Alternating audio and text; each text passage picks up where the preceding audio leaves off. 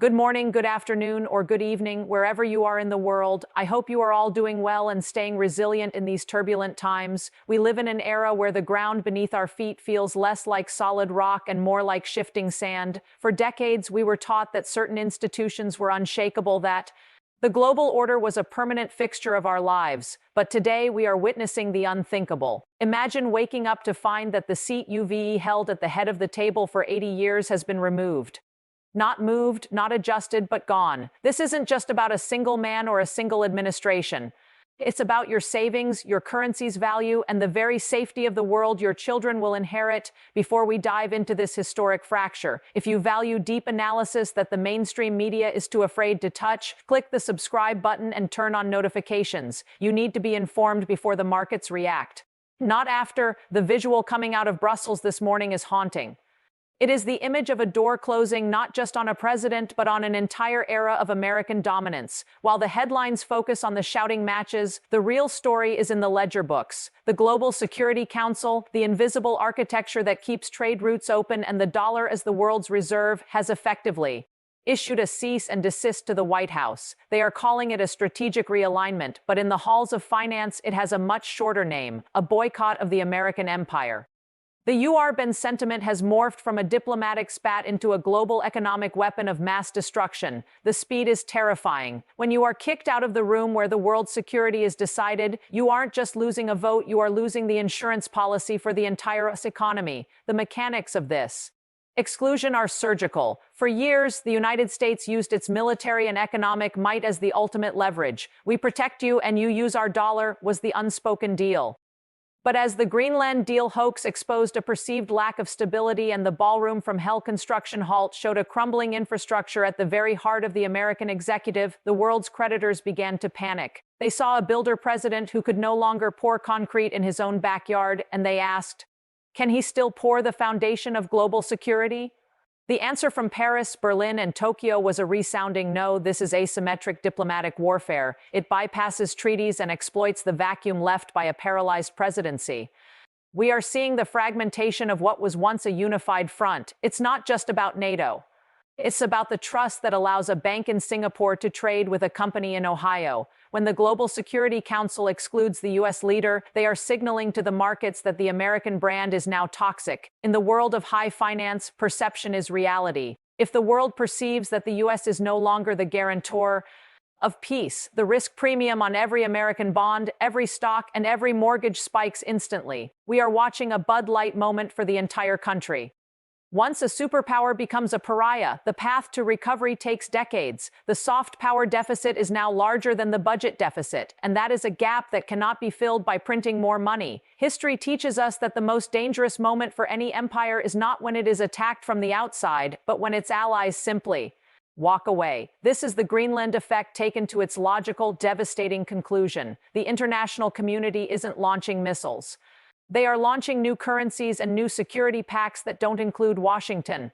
For the average person, this might seem like distant politics, but it hits home when you look at the price of imported goods and the stability of your pension fund. The world leaders aren't just banning a person.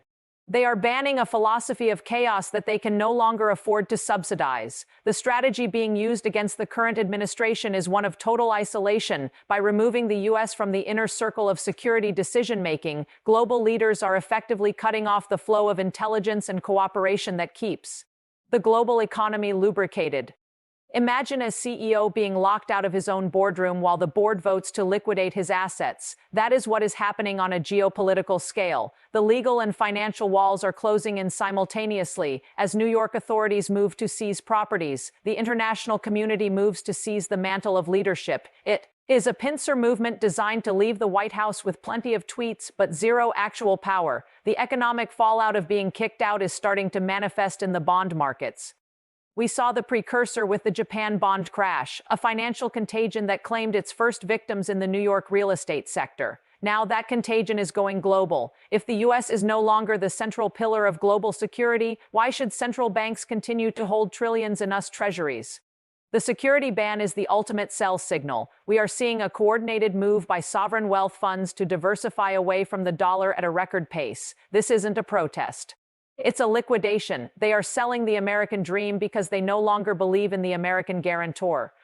In the streets of London and the ports of Rotterdam, the physical reality of this ban is setting in. Dock workers who once handled American goods with priority are now looking elsewhere. The Make America Go Away viral movement has been weaponized by governments to justify new trade barriers. This destroys exports for a generation. Even if the political landscape changes tomorrow, the stain of being banned remains. We have to understand that in the game of global power, you are either at the table or on the menu. For the first time in modern history, the United States is finding itself on the menu, and the rest of the world has a very large appetite for change. Wait, it gets deeper. The exclusion from the Security Council has triggered a clause in several black box financial agreements that most people don't even know exist. These are the triggers for global insurance and maritime law. Without the stamp of approval from the Council, American-flagged vessels and American-backed projects are seeing their insurance premiums triple overnight. It's a silent tax on every American business operating abroad. This is how an empire dies, not with a bang, but with a series of unbearable invoices. The administration's attempt to play hardball has backfired because they forgot that the game is played on a field owned by the collective, not the individual. While the White House struggles with internal construction halts and legal seizures, the rest of the world is building a new architecture. They are opening diplomatic channels that bypass the State Department entirely. We are seeing individual U.S. states like California and New York trying to negotiate their own mini deals with the EU just to keep their economies afloat. This is the beginning of a fragmentation that could lead to the end of the federal union as we know it, if the federal government can't provide the security in the Security Council. The states will ask why they are paying federal taxes. The ban in Brussels is echoing in the state houses of America. The psychological impact on the leadership is palpable. For a man who defines himself by winning and exclusive deals, being publicly and officially banned is a fate worse than any legal judgment. It strikes at the core of the identity that was sold to the voters. The builder who can't build, the deal maker who is excluded from the biggest deal of all. This creates a feedback loop of rage and desperation. As we've seen in the leaked videos and the construction site craters, a cornered leader is a dangerous leader. The fear is that the next move won't be a diplomatic one, but a desperate attempt to regain relevance through domestic escalation. But the world has already moved on. The Great American Boycott is no longer a meme. It is a policy. European leaders are openly discussing a post-American world. They aren't waiting for the next election. They are building the anti-Trump pact today. They have realized that the risk of relying on a volatile partner is higher than the cost of building their own defense. This is the ultimate loss of leverage. When your customers realize they don't need you, you don't have a business anymore. When your allies realize they don't need you for security, you don't have a superpower anymore. Let's look at the numbers. The $100 trillion global security market is being re-indexed. The shift away from us-centric defense means trillions of dollars in contracts are being diverted to European and Asian firms. This is a massive wealth transfer happening in real time. The military-industrial complex, once the backbone of American innovation, is facing a liquidity crisis of its own as international orders dry up. The ban is a financial guillotine. If you are an investor, you need to understand that the old maps are useless. The safe havens of yesterday are the disaster zones of tomorrow.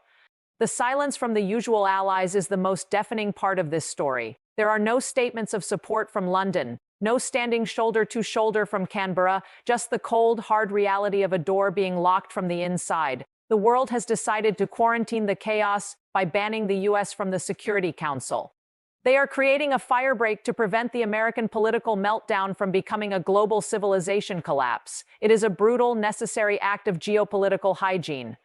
And the cost of this quarantine is being billed directly to the American taxpayer through devalued currency and lost opportunity. As we reach the end of this analysis, we must ask, what comes next? Is there a way back from total isolation?